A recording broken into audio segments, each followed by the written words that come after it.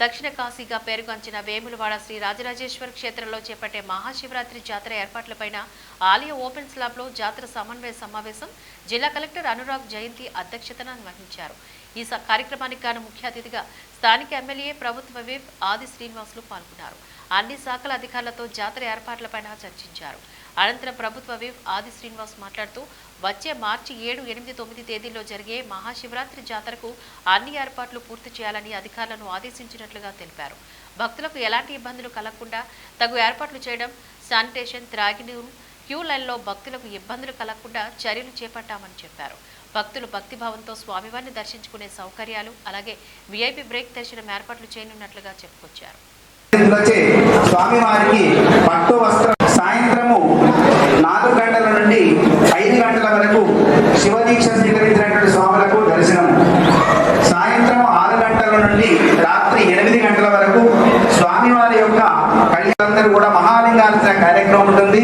అనంతరం స్వామివారి దర్శనము.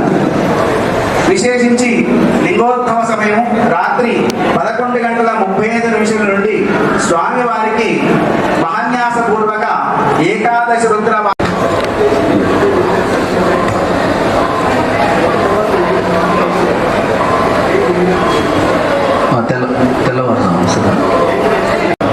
కంటిన్యూషన్ ప్రోగ్రామ్స్ అన్ని కూడా వివరించడం జరిగింది. ఆ ప్రకారంలో ప్రోగ్రామ్స్ అన్ని కూడా నిర్వహించుకోవడం జరుగుతుంది. కాబట్టి దాంట్లో భాగంగా ఈరోజు వచ్చిన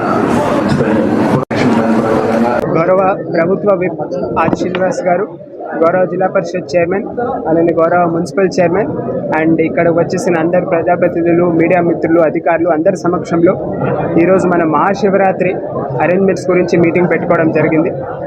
ఈ మీటింగ్లో ప్రతి డిపార్ట్మెంటు సమన్వయం చేసుకొని ప్రతి డిపార్ట్మెంట్ కూడా సిబ్బందిని ఎలాగ ప్లాన్ చేసుకొని భక్తులకి సౌకర్యంగా ఎలా మనం ఫెస్టివల్ ఆర్గనైజ్ చేస్తామో దాని గురించి చర్చ చేయడం జరిగింది.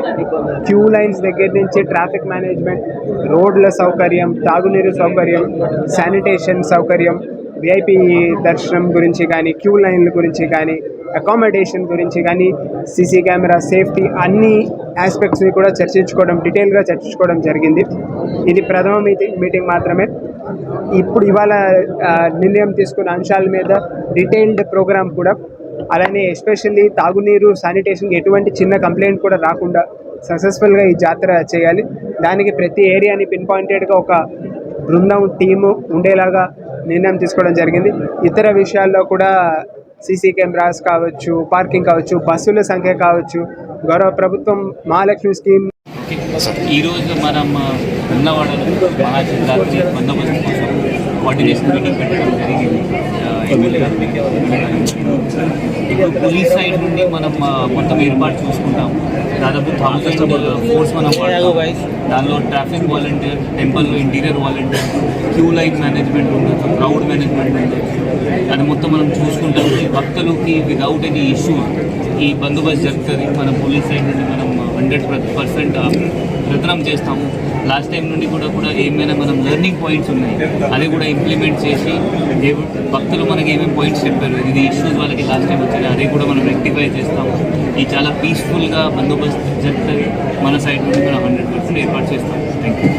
వేములవాడ రాజన్న క్షేత్రంలో మహాశివరాత్రి ఉత్సవాలు ఘనంగా నిర్వహించుకోవడానికి గౌరవ రాజన్న సిరిసిల్ల జిల్లా కలెక్టర్ గారి ఆధ్వర్యంలో సమావేశాన్ని నిర్వహించడం జరిగింది. ఈ సమావేశానికి సంబంధించిన అధికారులు, పుర ప్రముఖులు, రాజన్న భక్తులు అందరూ కూడా హాజరు కావడం జరిగింది. ప్రధానంగా ఈ మహాశివరాత్రి పండుగ పర్వదినాన్ని పురస్కరించుకొని తెలంగాణ రాష్ట్ర ప్రభుత్వం కూడా స్వామివారికి పట్టు వస్త్రం సమర్పించేటువంటి కార్యక్రమం మొదటి నుంచి ఉన్న సందర్భంలో ఈ పండుగ రాష్ట్ర పండుగ కూడా జరపడానికి వచ్చేటువంటి భక్తులకు మెరుగైనటువంటి సౌకర్యాలు కల్పించడానికి కోసం ముందస్తుగా ఈ సమావేశంలో పలు నిర్ణయాలు తీసుకోవడం జరిగింది. కలెక్టర్ గారి ఆధ్వర్యంలో వచ్చేటువంటి భక్తులకు స్వామివారి దర్శనం శీఘ్రంగా జరిగేలా, వచ్చే భక్తులకు మంచినీటి వసతి గదులు, తాత్కాలికంగా పెండాల్స్ వేసి వసతి కల్పించేటువంటి కార్యక్రమము